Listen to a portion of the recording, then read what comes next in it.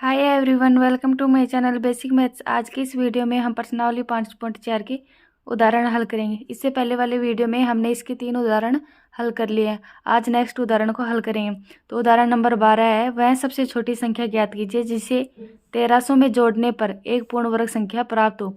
उस पूर्ण वर्ग संख्या का वर्गमूल भी ज्ञात कीजिए। यानी कि हमें संख्या दी हुई है, इस प्रकार की संख्या ज्ञात करनी है कि अगर इसमें जोड़ दे तो वह एक पूर्ण वर्ग संख्या बन जाए।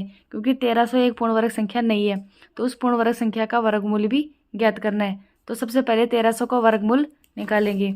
तो 1300 का वर्गमूल निकालते समय सबसे पहले भाग विधि से निकालेंगे। इसको 1300 को इस प्रकार से लिख लेंगे। अब वर्गमूल निकालते समय सबसे पहले क्या करते हैं, पीछे से दो दो संख्याओं के जोड़े बनाते हैं। अब इस संख्या को सबसे पहले जोड़े को हल करेंगे। तो इसमें क्या करते हैं, ऐसी संख्या से मल्टीप्लाई करते हैं। अगर संख्या को उसी संख्या से मल्टीप्लाई करने पर या तो 13 के बराबर आ जाए या फिर इससे कम कोई संख्या प्राप्त हो, तो इसके लिए हम सबसे पहले क्या करेंगे, 2 को 2 से मल्टीप्लाई करके देखते हैं। तो 2 को 2 से मल्टीप्लाई करेंगे तो 4 आएगा, 3 को 3 से मल्टीप्लाई करते हैं तो 9 आता है, 4 को 4 से मल्टीप्लाई करते हैं तो 16 आता है। तो 16 13 से ज़्यादा जा रहा है, तो हमें इससे कम वाली संख्या लेनी है। तो 3 को 3 से मल्टीप्लाई करने पर कितना आ रहा है, 9। यानी कि हमें सेम संख्या लेनी है। यानी कि 3 को मल्टीप्लाई करना है तो 3 को 3 से ही करेंगे, 2 लेना है तो 2 को 2 से करेंगे। तो इसमें सबसे पहले 3 को लेंगे। तो 3 को एक बार यहाँ लिख देंगे, एक बार यहाँ लिख देंगे और एक बार यहाँ लिख देंगे। इन संख्याओं को ऐड कर देंगे और जो गुणनफल आया है उसको 13 के नीचे लिख देंगे। तो यहाँ पर 3 को 3 से मल्टीप्लाई करने पर 9 आया है। तो इसमें से 13 में से 9 को घटा देंगे, यहाँ पर माइनस का साइन लगा देंगे। इन संख्याओं को ऐड कर देंगे। 3 में 3 ऐड करेंगे तो 6 और 13 में से 9 गए तो 4। यहाँ पर double zero as it is उतार लेंगे।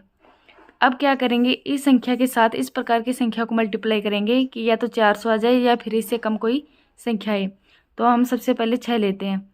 तो 6 को 6 से मल्टीप्लाई करेंगे। तो 6 को 6 से मल्टीप्लाई करने पर 36, 3 शेषफल बच गया। फिर 6 को 6 से मल्टीप्लाई करेंगे तो 36 और 3 9, यानी कि 396 आ गया। यानी कि इसके आसपास की कोई संख्या आ गई। अगर 6 को 7 से मल्टीप्लाई करें तो 7 को 7 से मल्टीप्लाई करेंगे तो 49, 4 बच गए। और 7 को 6 से मल्टीप्लाई करेंगे तो 42, 42 में से 4 ऐड करेंगे तो 46। तो ये इस 400 से ज़्यादा जा रहा है। तो अब क्या करेंगे, हम छोटी वाली संख्या लेंगे। तो 6 6 क्या यहाँ पर आ जाएगा 396। यहाँ पर अब इसको घटा के लिख देंगे और इनको ऐड कर देंगे। घटा के लिखेंगे तो यहाँ पर आएगा 4। अब क्या करेंगे, हमें एक बार 6 को यहाँ पर भी लिखना है क्योंकि हमें वर्गमूल यहाँ पर प्राप्त होगा। तो सबसे पहले क्या करेंगे, हम देख रहे हैं कि यहाँ पर कितना ऐड और कर देते तो यहाँ पर पूरा पूरा भाग चला जाता। यानी कि 400 में कितना ऐड करते, यानी 69 ऐड कर देते तो यहाँ पर पूरा पूरा भाग चला जाता, यानी एक पूर्ण वर्ग संख्या प्राप्त हो जाती। तो 400 से कितना ज़्यादा है, 69। तो 69 और ऐड कर दे तो कितने आ जाएगा, इसका वर्गमूल 37। यानी कि यहाँ पर 7 आ जाएगा, यहाँ पर 7 आ जाएगा। तो इसका वर्गमूल 37 आ जाएगा, यानी ये पूर्ण वर्ग संख्या प्राप्त हो जाएगी। तो अब इसको हम किस प्रकार से लिखेंगे कि भाग विधि से या फिर इसको दीर्घ विभाजन विधि भी बोलते हैं, या दीर्घ विभाजन विधि से 1300 का वर्गमूल ज्ञात करते हैं। ज्ञात करने पर 4 शेषफल बचता है, 4 शेषफल प्राप्त होता है। तो यह दर्शाता है कि ये इससे कम संख्या है। तो अब क्या करेंगे कि सबसे छोटी संख्या 1300 में 69 जोड़ने पर एक पूर्ण वर्ग संख्या प्राप्त हो जाएगी। एक पूर्ण वर्ग संख्या प्राप्त हो जाएगी। तो 1300 में 69 ऐड करेंगे तो कितना आएगा, प्लस 69 इक्वल टू 69 3 1। तो 1369 आ गए। अब इस संख्या का वर्गमूल निकालेंगे तो कितना आएगा, 37 आएगा। क्योंकि हमने देखा था कि अगर 69 और ऐड कर देते यहाँ पर तो यहाँ पर 7 का भाग पूरा पूरा चला जाता और यहाँ पर वर्गमूल कितना आ जाता, 37। तो हम इसमें लिख देंगे 13 6 9 का वर्गमूल इक्वल टू 37। यही हमारे पास आंसर। और सबसे छोटी संख्या कौन सी आ गई? 69।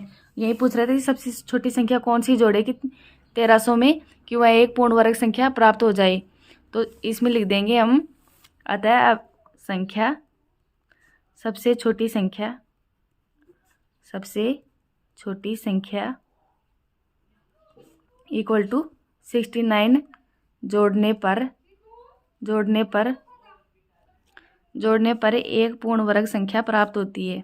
एक पूर्ण वर्ग संख्या प्राप्त होती है, इस प्रकार से लिख देंगे। यानी कि हमने यहाँ पर जो जो एक्टिविटीज़ की है क्वेश्चन को हल करने में, उसको लैंग्वेज के रूप में लिखना है इस प्रकार से। वह सबसे छोटी संख्या ज्ञात कीजिए जिसे 1300 में जोड़ने पर एक पूर्ण वर्ग संख्या प्राप्त हो। तो हमने क्या निकाली है यहाँ पर? 69, जो कि 1300 में ऐड कर देंगे तो एक पूर्ण वर्ग संख्या प्राप्त हो जाएगी 1300 गुणेत्तर, और उसका वर्गमूल निकालते हैं तो कितना आता है? 37। नेक्स्ट क्वेश्चन है, नेक्स्ट उदाहरण है उदाहरण नंबर 13। 12.25 का वर्गमूल ज्ञात कीजिए। यानी दशमलव की संख्या दी गई है, इसका वर्गमूल निकालना है हमें।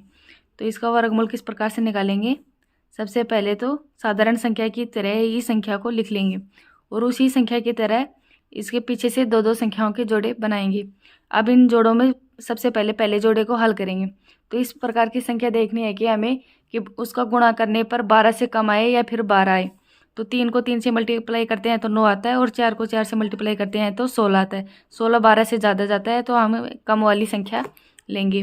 तो कम वाली संख्या लेंगे तो यहाँ पर माइनस करके लिख देंगे, और 3 को 3 से मल्टीप्लाई किया तो 3 एक बार यहाँ लिख देंगे, और ऐड करके 3 एक बार यहाँ लिख देंगे, और 3 एक बार ऊपर लिख देंगे। फिर 12 में से 9 घटा देंगे तो कितना आ गया? 3। और फिर यहाँ पर नेक्स्ट पॉइंट है तो यहाँ पर पॉइंट लगा देंगे, और नेक्स्ट जोड़े को उतार लेंगे। तो 25 को उतार लिया, इन दोनों संख्याओं को ऐड कर देंगे तो 6। अब हमें इस प्रकार की संख्या को मल्टीप्लाई करना है कि गुणा करने पर 325 आ जाए या फिर इससे कोई कम संख्या प्राप्त हो। तो यहाँ पर देख रहे हैं कि आप लास्ट में 5 है, तो सबसे पहले हम 5 को मल्टीप्लाई करके देखते हैं। तो 65 को 5 से मल्टीप्लाई करते हैं तो 50 25, 2 बच गए। 5 को 6 से मल्टीप्लाई करने पर 30, और 30 और 2 32, यानी 325 आ गया, यानी पूरा प्राप्त हो गया भाग। तो 5 को यहाँ पर लिख देंगे एक बार, 5 को एक बार यहाँ लिख देंगे, एक बार यहाँ लिख देंगे, और 325 को यहाँ पर लिख देंगे। तो माइनस कर देंगे। 325 को 325 में घटाएंगे तो 0 आ गया शेषफल। तो हमारे पास वर्गमूल कितना आ गया? 3.5। तो हमको इस प्रकार से लिख देंगे कि 12.25 का वर्गमूल इक्वल टू 3.5। यही हमारा आंसर है। नेक्स्ट क्वेश्चन है उदाहरण नंबर 14। एक वर्गाकार क्षेत्र का क्षेत्रफल 2304 वर्ग मीटर है। इस वर्गाकार क्षेत्र की भुजा ज्ञात कीजिए। यानी कि क्षेत्रफल हमें किसका दे रखा है? एक वर्गाकार क्षेत्र है, तो उसकी एक भुजा ज्ञात करनी है। तो हम देखते हैं वर्ग का क्षेत्रफल क्या होता है। वर्ग का क्षेत्रफल का सूत्र होता है भुजा स्क्वायर। अब हमें भुजा ज्ञात करनी है, तो भुजा ज्ञात करनी है तो क्या करेंगे? इसका अंडर रूट निकालेंगे। तो इसको यहाँ पर इसकी पावर 2 है तो इधर आएगी तो किसी में चली जाएगी 1/2 में।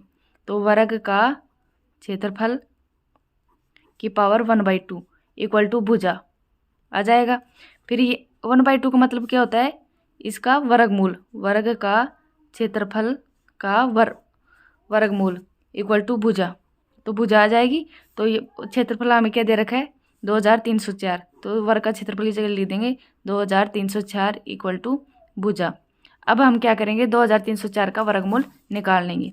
तो 2304 का वर्गमूल किस प्रकार से निकालेंगे? सबसे पहले संख्या को इस प्रकार से लिख देंगे, और पीछे से दो दो संख्याओं के जोड़े बनाएंगे।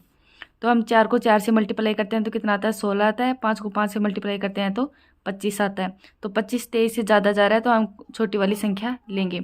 तो 4 को 4 से मल्टीप्लाई करने पर कितना है? 16 घटा के लिख देंगे, और 4 को एक बार यहाँ लिख देंगे, एक बार ऐड करके यहाँ लिख देंगे, और एक बार यहाँ लिख देंगे। अब 23 में से 16 घटाएंगे तो कितना आएगा? 7। नेक्स्ट जोड़े को उतार लेंगे एज इट इज। 704 आ गई। 4 में 4 ऐड करेंगे तो 8। अब 8 से हमें इस प्रकार की संख्या को मल्टीप्लाई करेंगे कि या तो 704 आ जाए या फिर इससे कोई कम संख्या जाए। तो 8 को 8 से मल्टीप्लाई करते हैं तो कितना आता है? 8 को 8 से मल्टीप्लाई करेंगे 64, 6 बच गए। 8 को 8 से मल्टीप्लाई करेंगे 64, 64 में 6 ऐड करेंगे तो 704, यानी कि हमें पूरी संख्या प्राप्त होगी। तो यहाँ पर लिख देंगे 8 8, और एक बार 8 यहाँ लिख दिया। तो 704। शेषफल कितना आ गया 0, यानी कि हमारा वर्गमूल आ गया। तो 2304 का वर्गमूल कितना आया 48। और हमें भुजाएं निकालनी है तो वर्गमूल की जगह भुजा करके लिख देंगे। तो 2304 का वर्गमूल इक्वल टू 48। अतः वर्गाकार क्षेत्र की भुजा इक्वल टू कितनी आ गई 48 मीटर। यानी कि हमें क्षेत्रफल वर्ग मीटर में दे रखा है तो भुजा किस में आएगी मीटर में। यही हमारा आंसर है। नेक्स्ट क्वेश्चन है, एक विद्यालय में 2401 विद्यार्थी है। पीटी अध्यापक उन्हें पंक्ति एवं स्तंभ में इस प्रकार खड़ा रखना चाहते हैं कि पंक्तियों की संख्या और स्तंभ की संख्या के बराबर हो। तो हमें पंक्तियों की संख्या ज्ञात करनी है। तो क्या करेंगे, यानी पंक्तियों की संख्या और स्तंभों की संख्या इक्वल टू है। तो क्या करेंगे, इसमें वर्गमूल निकालेंगे। तो 2401 का वर्गमूल,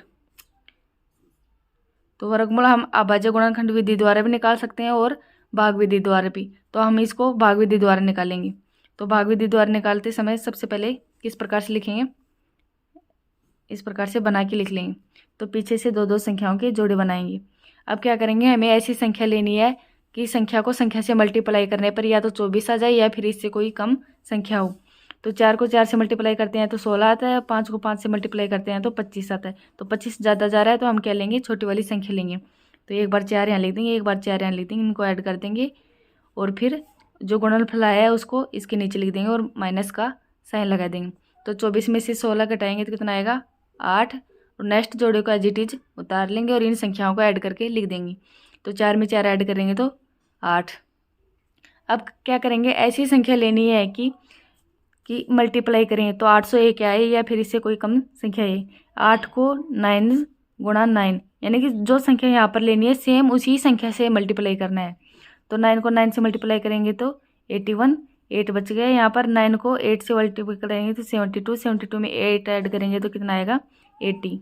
तो यहाँ पर कितना आ गया 801। तो यहाँ लिख देंगे 9 801, एक बार 9 यहाँ लिख देंगे।